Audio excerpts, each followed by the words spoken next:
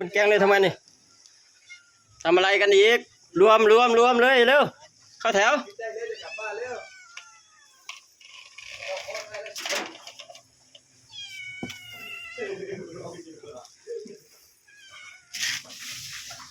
ไปโอ้ย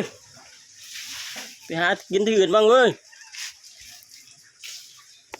ไปหากินเองบ้างลูกไปเร็วไปหาไล่หนูนั่นไปหนูเต็มอยู่ไป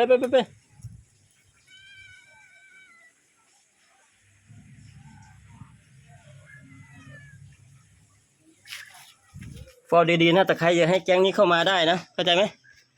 นู่นฟอดีๆดูทางหนุนเขาอันนั้นหนุนอย่าให้เขาเข้ามานะเข้าใจไหม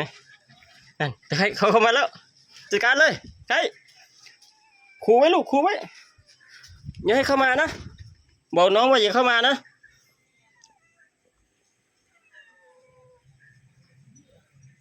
ไปแล้วให้รู้บ้างว่าที่ใครเป็นที่ใครจัดการลูกจัดการคุยกันให้รู้เรื่องนะ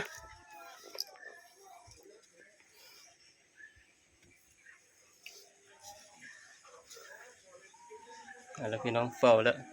โอ้ย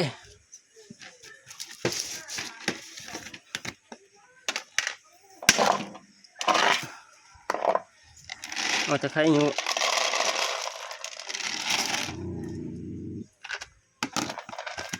ไปนู่นไปมาแล้วเหนียวนี่ก่อนเนาะไปมาแล้วมาถอยหน่อยจ้า